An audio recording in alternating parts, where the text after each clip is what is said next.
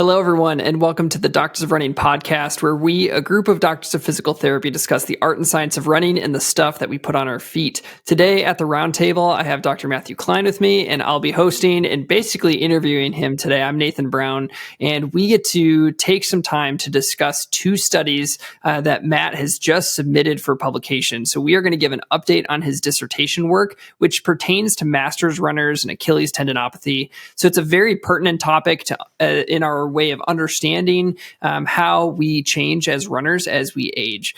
So we are going to ask our subjective in a second, but before I do that, if you want to be in the running to win another $100 gift card from Running Warehouse, thank you to them for providing these to kind of connect with y'all in this way. If you want to be entered to win a gift card for that, after you leave please, if you can, please go and leave a review of this podcast wherever you listen to it. Subscribe on YouTube. And then on the video that releases for this podcast, which drops on Sundays, you can just comment and answer the subjective, and that will enter you to win the $100 gift card from Running Warehouse. So, subjective for the day, as it relates to the research we're talking about, is when you think about where you're at as a runner now, whether you are a teenager or you're in your 20s, 30s, 40s, even if you're in your 50s, 60s, 70s, what are your long-term running goals? When you think 20 years down the road, what do you hope to be doing in your 60s, 70s, 80s as a runner? Or if you're only, 15, what do you hope to be doing at 35 as a runner? So think about your future self and where you hope to be, and tell us what are some long-term goals that you've had for yourself. So Matt, when you think about that, what are some of your goals? I think this one's been there for a while, and maybe this kind of influenced some of my dissertation work, but I just want to be a good masters runner. I was very lucky to get to do some competition in my 20s and so, both in the NCAA D3, and then got to do some fun stuff like compete in some decent sized marathons and things like that. But what has really interested in me is going and getting really competitive on even a regional or national level as a masters runner. So it's really training hard, not really worried about what's happening right at this minute, but thinking, how do I keep building for the long term? And so I know this is actually part of getting into my stuff. People argue, being a master starts at 35. I don't think so. Things change, but my definition is start getting, 40, 45, 50 and above, looking at how do you optimize our functions starting then, but at that point, but starting now. So it's being a competitive masters runner is really my big goal. You want to be nationally competitive. That's the hope. I don't know. I love it. I don't know if it's possible, but that's what I really want to do. That's great. Mine are a little less ambitious. I just want to be able to, when I think about myself running now compared to when I'm running in 20 years, I actually hope that I'm a stronger runner then than I am now. And I think the way that I would define that is I'm just having years of healthy running where I don't have to take time off, due to these types of injuries I had last year. So I think your work and all the other stuff looking into musculoskeletal changes as we age and what sort of things we needed to do to keep some of those at bay or whatever. That's what I'm interested in, because I just want to be able to go run a 50K. I want to be kind of an ultra person in my dreams, as kind of a 40s, 50s year old. I want to go and just enjoy, not a fast one, just go out and be able to do a 50 miler. Just sounds super fun. In a weird kind of way. So that's where I want to be, is just healthy and robust. I just want a robust musculoskeletal system so that I can just go and run whatever I want to run. And even if it's slower, that's not really my aim. It's just durability is what I want. You know what we should do is, remember when Regina ran the 100K and we all came out, you came out, we had a blast. Yes. For those of you who don't, Regina ran my wife ran the US 100K championships. What is that? Is it almost 2 years ago? Oh, three even, maybe. Yeah. So Nathan and I got to see each other for the first time in person in a long time. So we were cheering on Regina. She's running the 100K on 10K loops, and Nathan and I just kept running together. We were shooting content. So it'd be so fun if we got you run the 100K, not that much longer, and the whole team is there to support you. That would be really, really, that would be super cool. So now I'm putting that in your head going, hey, we're going to do that as a team and support you to do that. Yeah. That's my 20-year goal. I have a friend running it. It's coming up in a couple weeks from when we're recording this. He's going to be running it this year. So excited for him. Cool. Well, Yeah. let's start talking about your dissertation research. Mhm. First, I just want you to give some brief context for what is the stage of your research Yep. and where is it in cyberspace? Where's your research at? Yeah, so I am still in my PhD. So I'm finishing up my dissertation. So I've written the first, like basically all the chapters except the final one, and the final one is essentially a conclusion and discussion about what everything that I've seen and found. The origin behind this is there was a lot of different versions of what I thought I wanted to do, and then I kind of came upon this because I found that there was a gap in the literature regarding masters runners, and especially regarding Achilles tendinopathy, because the more research I was doing, I was going, all right, so what do I want to do? I really like working with older runners. I like seeing how the body changes with age and how do we optimize that? Because people tend to think that that's like, as you get older, it's an end instead of the way that kind of some of the, what we're starting to realize is no, it's just a new opportunity. You just have to be aware of some of the changes you need to make, but you can still optimize things on incredible levels. It's not the end. It's a new beginning, if anything. Just realizing you have a changing body. So the problem is there's not a lot of research on this. There's some stuff going, okay, here's the most common injuries. And we knew that, I saw the literature as saying that injuries change as we get older. When you're younger, you get a lot of stuff surrounding the knee, like patellar tendinopathy, Achilles, IT band stuff. Like there's a kind of a top couple injuries, and it's really focused kind of more like around the knee joint and that kind of stuff. But as we get older, it switches. And Achilles tendinopathy was the number one thing, followed by hamstring issues and calf issues. And there was no explanation in the research. I'm like, that's interesting. Those are really important for speed, for function. And I saw a correlation between like, I'm treating all these masters runners. It's like Achilles, calf, hamstring over and over. And I'm like, I'm treating individuals, but why? What's happening? What's going on? So that was the push to start this. And so where this is now in terms of like cyberspace stuff like that, the systematic review idea, which was my lit review, kind of my semi-introduction chapter, is published out there. It is published in the Journal of Sports Biomechanics. So if you would like that, there is a paywall because I didn't want to spend, for those of you who don't know, like behind the curtain, if you want to make your stuff open access, you have to pay like thousands of dollars. And I'm like, no, just email me and I'll give it to you for free. It's just FYI, like I get charged nothing. So I have the PDF. I'll just give it to you. So that is published and that's public domain right now. The second part, that was kind of my intro to go, what's happening in younger athletes compared to masters runners. And what I found is there wasn't actually that much different than kind of what we suspected. Like the knee joint really didn't change as we got older. It's like, biomechanics weren't changing. It was like fairly similar. What was changing was something around the ankle and the hip, that there was changes in like plantar flexion kind of moments and powers, and things were getting different. Something's happening at the ankle. And there was also some stuff happening at the hip where stride length was changing. Like it was starting to, it's shorten, but for some reason people were actually extending their hip more. And I was like, that doesn't make any sense. Like what's going, how is the knee not changing at that? So it was good information, but I was like, I don't know what this means. So why don't we actually go get healthy masters runners and those with Achilles tendinopathy to see like what are the actual changes between those are healthy and those are not. I thought that'd be the best way to see what kind of deficits are showing up. Now, be aware, I'm going to say this a couple times, this is observational research. You cannot make conclusions like, I can go do this intervention now. This is just the beginning of a lifetime of looking into this. So the study was looking at masters runners over 50, because I really wanted to make sure we're getting into the time point where we were truly seeing changes. And then masters runners who were healthy and those who had Achilles tendinopathy. And I was having them run, do a single leg hop because I wanted to look at power.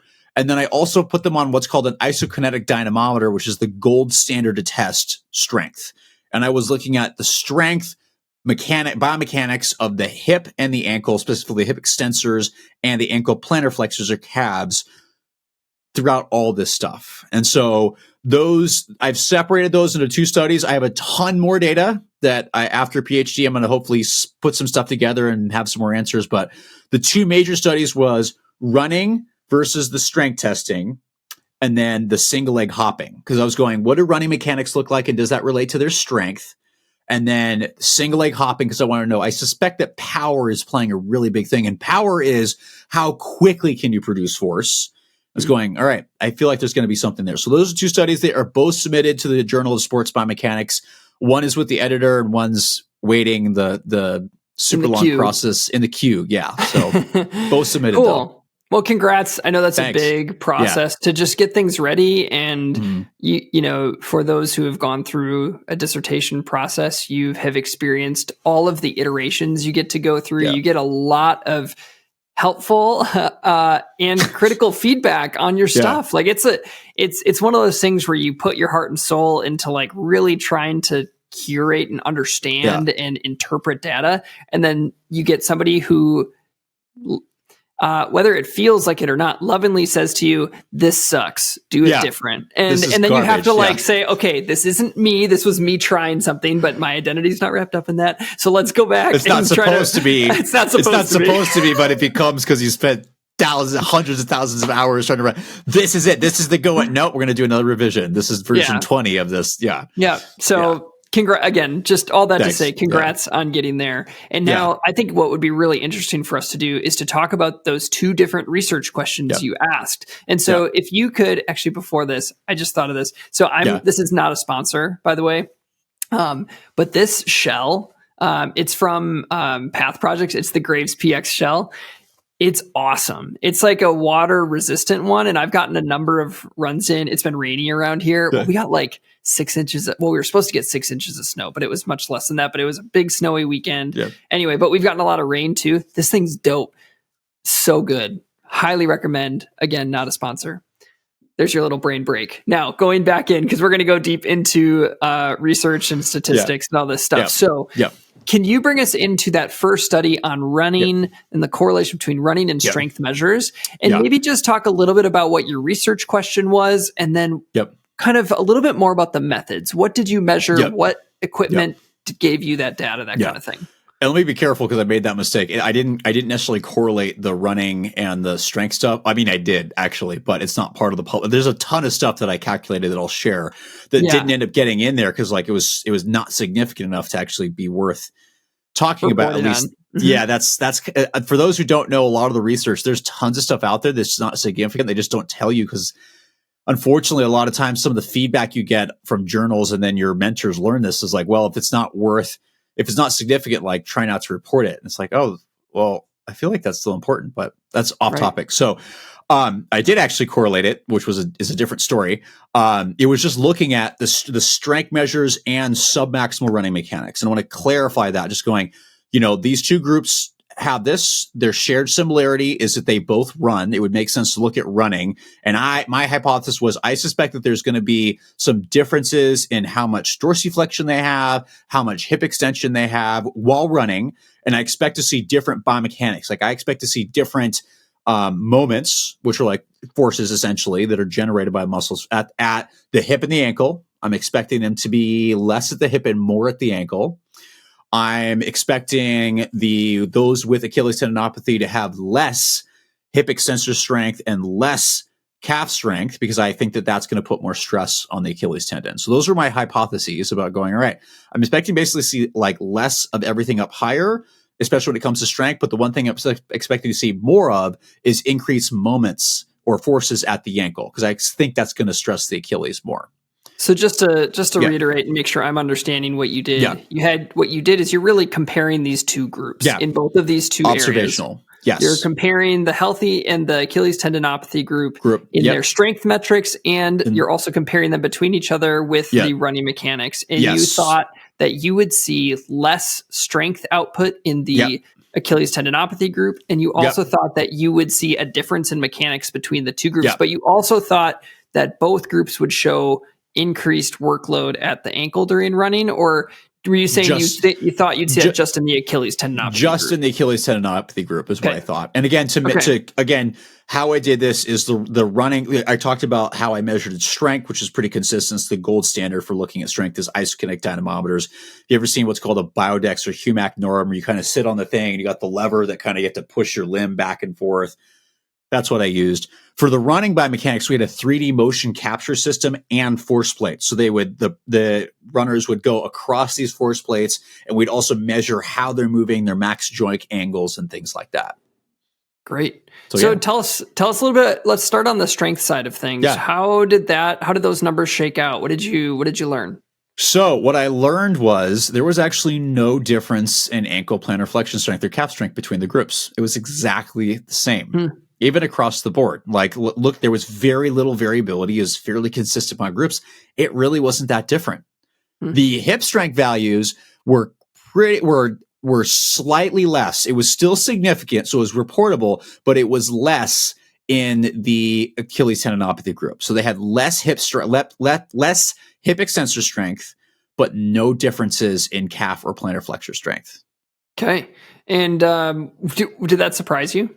Yeah, it really did, because I would have assumed, and it makes me think is, I tell my students all the time, don't assume there's weakness because there's pathology, and that was an incorrect assumption. I mean, that's what we do. It's a scientific method, right? But there was not a difference in calf strength, which I was expecting there to be less, because there actually has been some literature that suggested that calf strength can be weaker, but there is also alternative research that suggests there isn't actually weakness, and there's even a small little bit that says those with Achilles tendinopathy can actually sometimes have more calf strength. And so there's some variability there. So this group of masters runners that I specifically looked at did not have any differences in calf strength. It was only the hip that was decreased. Great. And that was for hip extensor strength. Yeah, hip extensor. Did you measure any other directions or any other muscle groups? Did you look at so flexion? Let me clarify. I did not look at hip flexion. I did not look at knee extension, because those things had not been found to be different. I did look at, for the ankle and the hip, I looked at concentric and eccentric strength. And it was the hip extension, both concentric and eccentric strength were decreased. For ankle plantar flexion, both concentric and eccentric were not different. Okay. So what's your why behind this? Like, why do you think you saw those findings that you saw? Why do you think that they maybe didn't have decreased strength in the calf? Kind of what do you take from that? Yeah. You want to know the real first answer that I have? No idea. It was I don't know, man. No, but I think by itself, it doesn't tell a full story. And this is the challenging part about research. And I learned this very quickly with doing this stuff. And you'll see kind of how there's some things that match and there's some things that don't match at all. And I still have questions about that, but that's how you continue research. My further hypothesis has to be tested as I'm going, all right, so what my assumption is it's not obviously decreased strength at the calf, even though there may be some other biomechanical factors there. But clearly the issue is calf strength. They can still protect, they're still able to generate enough force to do it. But then that made me realize, and when I looked in the literature, is actually, if you go look at the literature, calf strength is not a consistent method, not a consistent metric to really look at tendinopathies in the Achilles. It's actually when you get velocity involved in power, where it actually becomes much more significant. And you we'll have get to be doing that in study we'll get two. that to that in a second. And I was like, that didn't make sense to me until I really looked at the data in the second study. Cool. So I'm like, okay, that's consistent with kind of what some of the stuff that I found later, going, yes, power, more maximal efforts tend to be a little bit better at that. If you just look at all out strength metrics, it's like looking at quantity versus quality. The quantity isn't always different. How it's being generated is a little bit more the story. And so that's what I started realizing. The hip strength being different is interesting to me because, there is evidence that the less force you generate at the hip, the more so that happens to the ankle and vice versa. However, it's you're generating, there's less going on at the hip, but the ankle's the same. And actually, I do have data on the knee. The knee is also the same too. So it's wait. That doesn't make sense. To dig into that for a second, you have this concept where you have this decreased force production at the hip, you have similar force productions at the ankle, and then you also compared running mechanics, and you just kind of started to refer to at the hip, there was less going on in the Achilles group. Can you just go into that a little bit? Yeah. So the biomechanics? Yes. Yeah, I guess so. Here's where it gets weird. The biomechanics really weren't any different between the groups. Peak motions were not different. So peak stride, hip extension, wasn't different. Ankle motions were not different. And I was looking primarily in the sagittal plane because recent evidence has suggested that some of the frontal plane stuff actually is not as consistent as we would have liked. One of the ideas was, you pronate more, there's more twisting of the Achilles. And there's actually been some evidence suggesting that actually may not be a thing. And so it was like, all right, the only consistent thing was we're seeing sagittal plane, like front to back, it wasn't different. And the moments were also not different at the ankle or the hip. So I was like, wait, hip, like strength values are different, but the forces being generating during submaximal running, which is just running an easy pace, which may have been where the issue was, wasn't any different. So when you go out for a jog, the mechanics really, at least the quantitative mechanics, weren't that different. Interesting. It was very interesting. Did your study, in terms of I know you collected tons of different data. Did you look at duty cycle in this study, looking at like the amount of time on the ground versus time in the air? No. So I have that information. I have yet to pull that out. Okay. And one of the reasons I did that is because a PhD does have some limitations. You have to be a little bit cautious with what you report on. The easiest things to report on in a PhD is looking at like max values. So like isokinetic, like max strength, right? Or peak joint ankles or peak moments. Some of the things like duty cycles, things like that, you have to be a little bit careful with, because at the end of the day, you're trying to get this thing like finished, and your committee is going to, tear you a new one if it's not. So that data is there. I have not looked at it or parsed it out yet. Great. I have two questions for you, or one comment and a question. The comment is, the reason I asked about duty cycle is Malazo just came out with another study that looks at injury rates in relation to duty cycle. So there's more stuff kind of coming out in that realm, which I think is interesting. The second thing, which is more of a question, is now it's escaping my brain. This is how my life works. Just forget things. That's okay. I do that all the time right now. It's being a parent and trying to do a second doctorate degree, which we're both doing, is just what happens. Yeah, it is. Yeah, tap out. Yeah. Well, let's move forward then, because I can't think of it. Oh, it's okay. This is what I was going to ask. Can you explain? You've used the word moment a lot. Yeah. So you've talked about joint angles and max hip flexion and all these, or hip extension and these joint angles. Can you just explain what a moment is, just so that people understand who may not have like a PT degree? Yeah, that's fine. So normally we talk about forces. Like forces are usually in a single plane of motion, right? Like if I'm landing on the ground, like a vertical ground reaction force, it's like how much force is coming straight back up. When you're talking about joints don't really do that same thing. They're not. It's usually much more rotational. So a moment is looking at more kind of that rotational force. And there's internal moments, there's external moments, things that create an inside and outside. And it just essentially means like a joint, or almost like more of a rotational force, so to speak. Great. And you can have like summations and stuff like that. And I'm going to be totally honest with you that it took me like multiple years to finally really understand what a moment is. And half the time I would go like, did I say that right? So it's basically just means like kind of like joint or rotational force essentially, but not quite torque. Yeah. It's different. Yep. Great. Thank you. So let's move on to study number 2 then. Yeah. So let's talk about, so you have this first one where you took these two groups, and between them you compared their strength numbers, where you basically found that there was a slight decrease in hip extensor strength output or force production output, but everything at the ankle was defined. Then you looked at mechanics, and everything between those two groups looked the same, whether they had Achilles tendinopathy or not. And then now you did this study number 2. So bring us into the second study that you have in for publication. And I will clarify that for those who are listening who actually participated in the study, and you know how long it took to do each one of these, this was all done at once. So we did the running mechanics, did the hopping, and then did the isokinetic dynamometry. Be like, I'm a little sore the next day. I'm like, you just did like a 2-hour workout. So, so the second study was looking at single leg horizontal hop mechanics. And the reason I was looking at that is I knew from previous evidence that the single leg horizontal hop, meaning like you're not jumping straight up, you're jumping forward as far as you can. When you jump forward, much more of the propulsive force comes from the hip and the ankle. The knee does not contribute very much until you land. And so what I was seeing in my systematic review is it looked like more of the deficits and changes that happened as we get older was happening during the propulsive phase. And my theory was something's happening there that if I can piece out together that I think may be contributing to some of the risk factors for Achilles tendinopathy. So I chose a single leg horizontal hop, which is also a great measure of power. Whereas like, submaximal running mechanics, even isokinetic dynamometry, it's really hard to get accurate measures of power.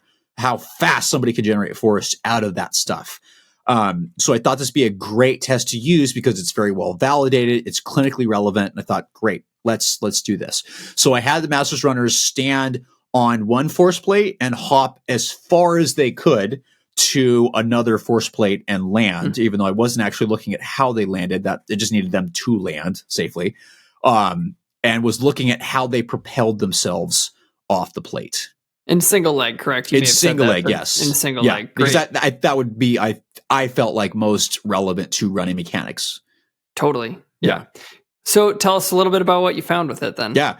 This was a little bit more consistent, where there was decreased power at both the hip and, I should say, positive power, meaning you're generating the force, rather than negative or eccentric power is where you're landing and having to shock absorb really quick. So I was just looking at propulsion or positive power, but there was less hip positive power, hip extensor positive power, and ankle plantar flexion positive power in the Achilles tendinopathy group.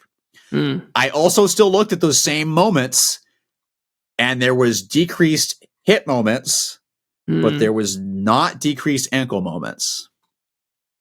What does that tell you?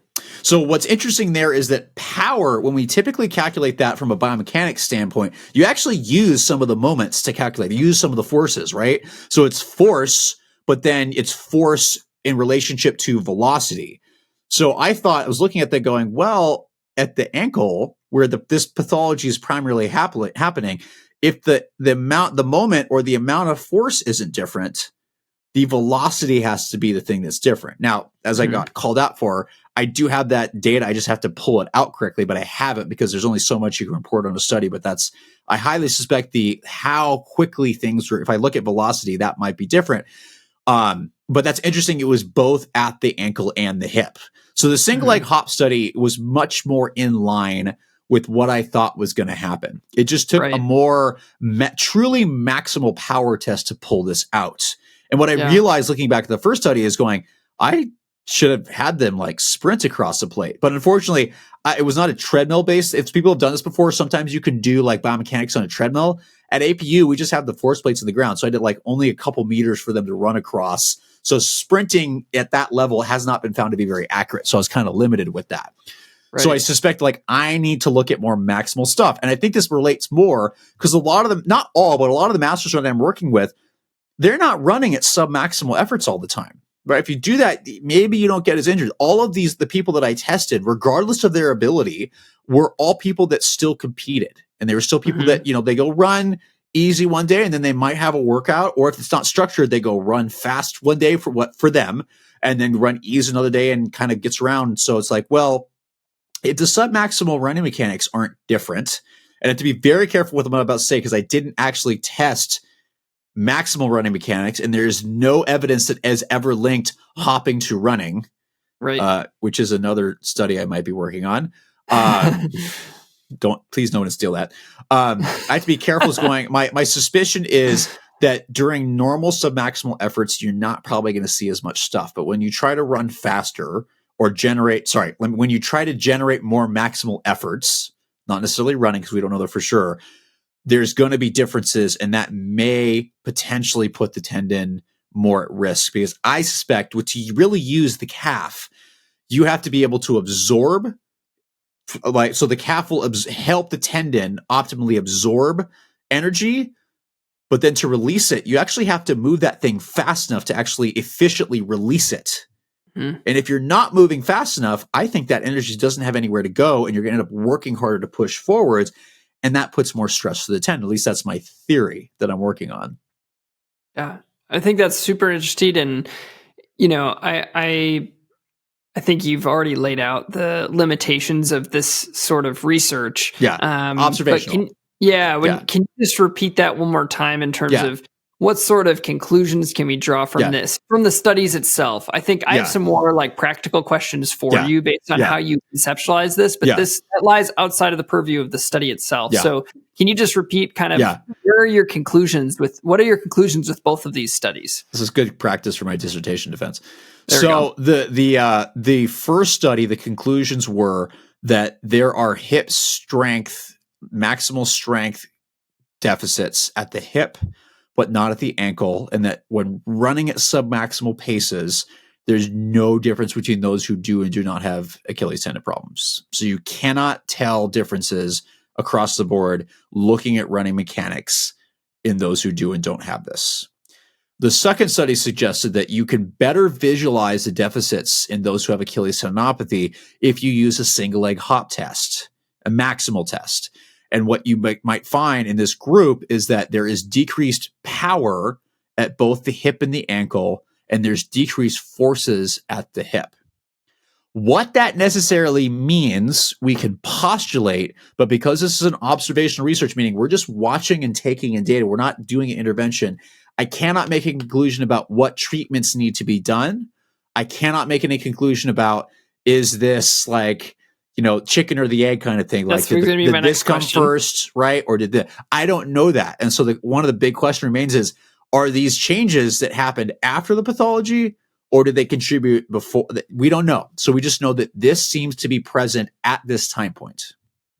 And that is something that I think clinically, when I'm working with people and PTs that are working with people, you'll inevitably in a conversation with a patient that you're working with or a client, they're going to ask, so why did this happen? Yeah. And I think that sometimes we can take these studies and try to say one way or another, but reality is we really don't know. Again, just to tease it out again and just to make it explicit again, we don't know whether the power production through that forward hop test was due to the existence of their Achilles tendinopathy, or if it was they had that power deficit and therefore it led to the tendinopathy. We don't know. And that's usually the case when it comes. Yes. And that's the case when we have people in with us because we don't have the data before their injury. And so I guess my next question for you now starts to move away from the studies themselves and more how you conceptualize either whether you're a runner yourself or if you're a PT who works with runners and you're trying to tease some of this stuff out. I think some of the questions I have in my head, some of them revolve around like, how would you in a clinic that doesn't have a force plate measure power? And the other one is what sort of things are worth either doing or measuring as you age to kind of work on this power side of things? Yeah.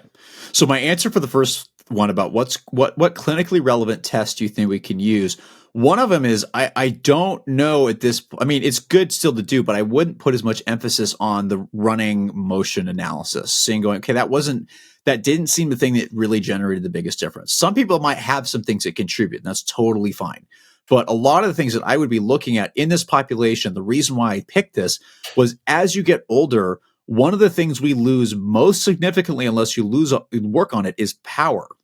You lose muscle mass. You actually lose more strength relative to the amount of muscle mass you lose, and you lose more power relative to your strength. So this is something very important, no matter what sport or activity, or even if you're not athletic, what you're doing as an aging individual, you lose power more than anything. And the problem with that is that is most predictive of function. Like the biggest preventative factor for falls is actually how much power you have because you could react quickly, right? So it's also like in terms of getting a lot of our activities of daily living, we don't talk about, they require power, getting upstairs, getting out of a seat. Like to do that optimally takes not just how much strength you have, but can you generate it quickly to do these things? So I honestly think that some of this very simple like single limb power test, like the single leg hop test, is a great test to do. Put some tape down. Go, hey, how far can you hop on one leg versus the other? Or like, how far can you hop? Does it even look qualitatively good? Because if you want to run and you run fast, running is a series of single leg hops, essentially,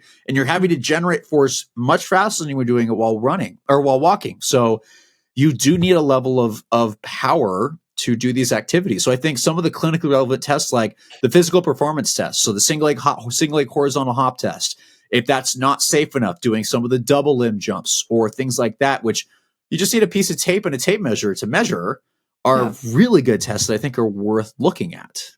Did you see in your lit review when you were choosing your tests that you were going to do, are there any correlation studies between force plate power output and distance in that horizontal hop test? I don't think that's a great question. I don't think anybody has done that. Great study, Let's But do yeah, I don't that, think, because yeah, if it does, then dang, then you don't have to buy yeah, a force plate, and you can just right, be like, how far can you do this? right, And then we could correlate, kind of like how yeah, there's studies for strength that have worked to understand what's the relationship between a 3-rep max knee extension and an yeah, isokinetic knee extension test, just to know, like, and usually, so not that people care about this, but like a 3-rep max test is going to overestimate your limb yeah, symmetry yeah. as compared to an isokinetic test. So therefore, clinically, as a clinician, I make sure that instead of returning to sport at 90% quad strength, I return to sport at 95% quad Mhm. strength if I'm using a 3-rep max knee Yeah, extension. So in the same way, I think that would be an interesting thing that's an to interesting learn, is idea. like, can we get some data to correlate what, and we just get like hundreds of people to do Right. this and see if we get the same or different. That'd be a helpful clinical study. Yeah. If it showed that it was correlated. If it's not, then we know it's not, and then we Right. can have more accurate interpretation of our Right. findings. But cool. We Yeah, got to and put that then on the docket. let's Things put to it on the do. docket. Yeah. Yeah. And then when it comes to what you think as a runner who is, we're both in our mid 30s. What sort of things do you think are valuable to work on? And again, this is outside of the purview of the Yeah. conclusions of your study, but with everything that what do you think is smart to do? I think the number one thing that I've seen, I talked about this on the previous podcast, is you're going to do plenty of running, but really working on high level strength training. And I'm not saying go do this for like 10 hours a day. I'm saying even for a few minutes, like once or twice a week, working on kind of more intense strength training is really important. Talked about the same thing with Rich Willie about, like, building bone density, right? And you're seeing the same thing as you age, that we lose strength. That's something really important to continue to work on, because by itself, running is not a great way to improve strength. It will definitely improve your aerobic capacities. There's some tissues like changes that will occur, but if you want to get stronger, you really need to do strength training. And it doesn't mean you need to do 50 hours of it a day. It's just like even a couple minutes warming up, doing some very simple stuff, a deadlift, a squat, something that's like heavy, getting close to your max, and a couple reps of those is a really great way of doing strength stuff. And I think the same can be said with tendinopathies, because they do tend to become a little bit more common as we get older. I think working on heavy, slow resistance training is really, really important for some of the major tendons of lower extremity, be it hamstring, quad, and certainly Achilles. But the thing I would add that I learned is you also got to be working on power. Like, it's not just how much strength you can produce or force you can produce, it's how the quality of it. And anecdotally, qualitatively, a lot of the masters runners I work with are going, I haven't hopped since I was in high school. And I'm like, so there was a good number. I gave them at least one test trials, but how many trials it took them to actually complete it varied greatly until we could actually get them to truly take off and stick a maximal test. And that took some time for them to figure out. Yeah. So again, you're thinking as you get older, hey, my speed's decreasing, like all this stuff's decreasing, I'm having this. I think, again, same thing as the strength training, doing some careful, less is more with this, because this, unlike strength training, power training is one of the things, like, you can get away with that once a week, because you don't realize how, like, jumping around can actually make you pretty sore. And it's high benefit, but it's also high risk. So it's, less is more. But I think doing some hopping and single leg hopping would be really beneficial for people who are aging to work on. And even for the non-runners I've worked with, I have lots of, I love the geriatric population. I have lots of people in their late 70s and 80s who I'm like, we're going to do a box jump and it might be this tall, but we're going to still work on that. And you get people who start crying going, I haven't like jumped like this. And I don't know how in like 80 years. And it's like, actually, no matter crying what age because they're you are, terrified, or crying because they're pumped that they just did it? Pumped. Yeah. Yeah. The second, we're like pumped and like, wow, I can't believe I did this. So what I'm seeing overarching beyond what I'm looking at is that there is a way to age optimally, and you don't have to do a crazy diet or crazy workout technique. You just need to have some basic things that you need to maintain that we typically don't do as we age. Like you work on all kinds of jumping and all kinds of fun stuff as a kid that you don't do as an adult. And it would be very helpful, even in small dosages, to continue to do that, recognizing that that is very important for your health, no matter what age you are. And so what I hope from a career standpoint is kind of try to make that a little bit more known, to go, there are changes that are happening. Now the question is, no matter what or who you are, how do you help age well? And so that's kind of my long pie in the sky version of what I'd like to do. Is that's my thought of what you can work on.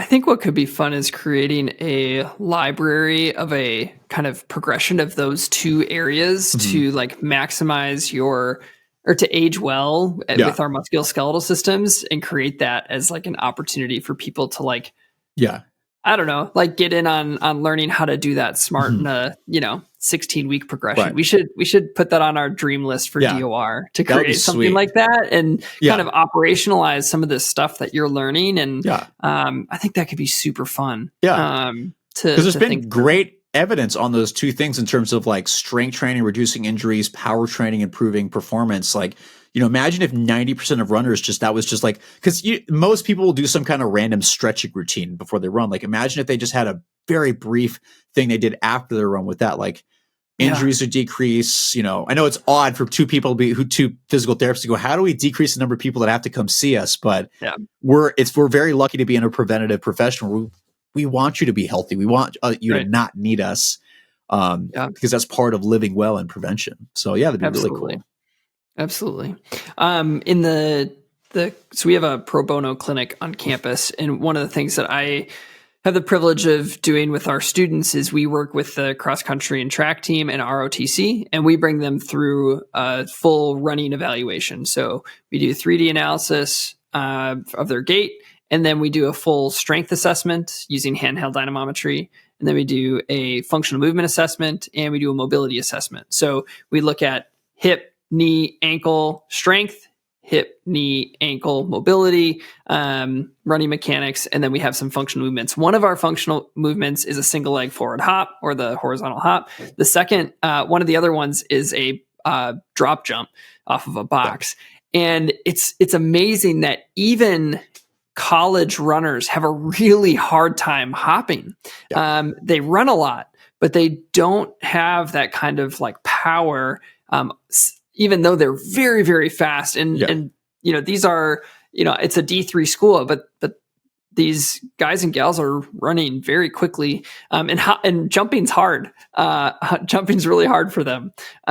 So I think it's just an interesting observationally, and it makes me glad that we're testing some of those things.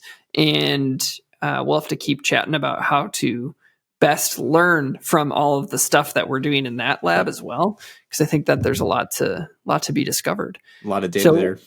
Yeah. What other thoughts have you had in this process of learning, and kind of final wrap up thoughts? Yeah, I think one of the things I've learned is to not think linearly, if that makes sense, because a lot of the previous data on this stuff is like, you have like the joint moments again, like, right? Like there's a certain amount that goes in the lower extremity. If they decrease somewhere, they're supposed to increase somewhere else. And I actually didn't see that. I saw them because, as I mentioned, even though I didn't include the knee in the study, the knees weren't any different.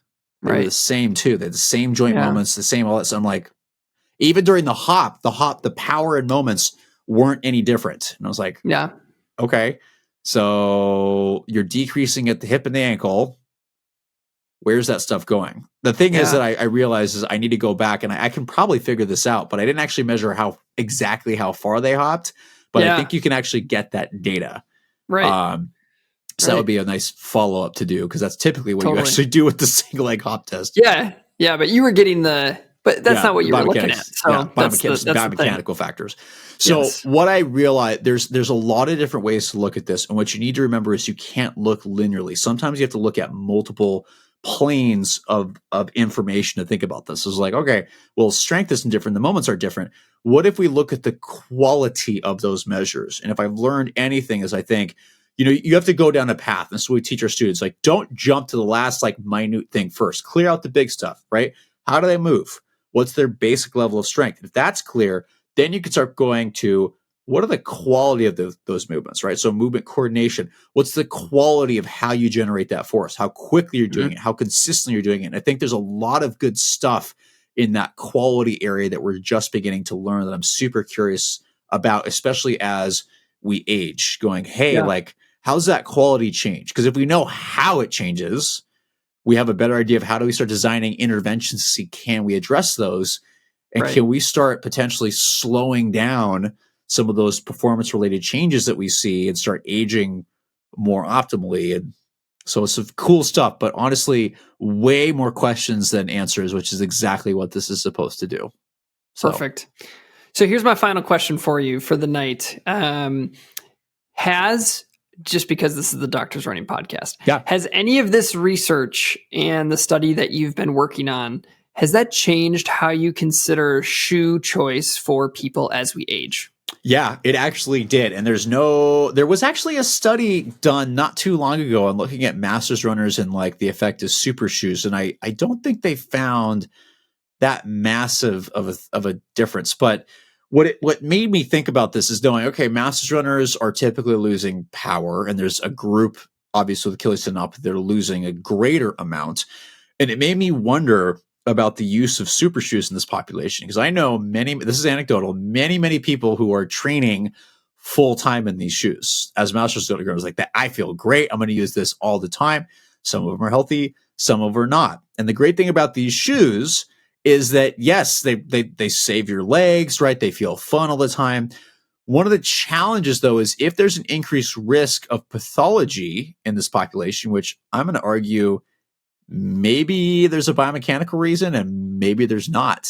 Maybe that's a secondary thing that's not related to biomechanics. And if there's not, you are taking away one of the things that actually helps the tendon get stronger. There's some early suggestion that some of these shoes decrease load through the tendons, but you need that load to help keep remodeling and keep it strong.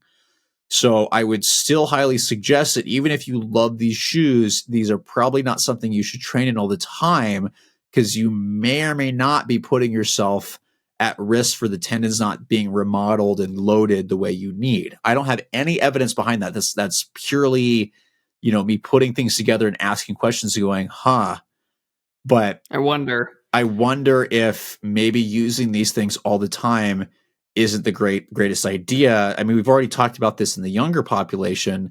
I think with older individuals, the same thing might occur, as you might have to deal with, you got to be smart with your training, right?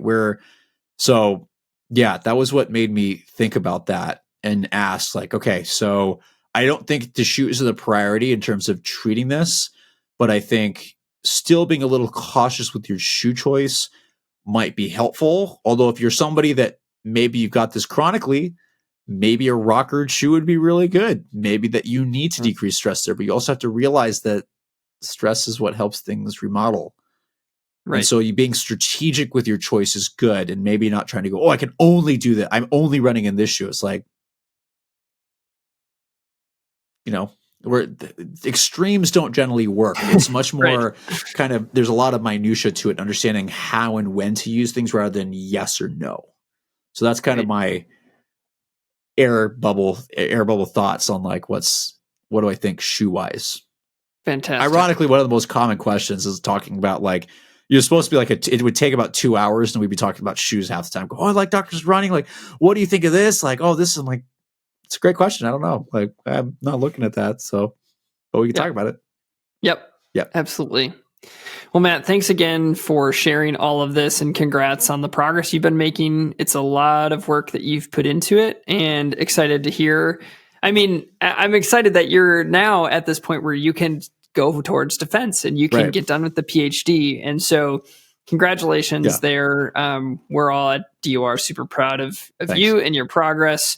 It's just been really fun to be with you on the journey, and hoping the best for Yeah. kind of whatever's next. And now you have some freedom in what you get to start looking at. You get to just keep trying the journey. So thanks for kind of it's kind of like laying your heart out there when you're talking. It's, you know, we just talked about research for 50 minutes, but really it's like Matt's heart because he's put so much time into it. So be nice to Matt. Okay. Yeah. This has broken my heart multiple times. Please be nice. Still learning. No, but appreciate you sharing, and really excited to see what you do next.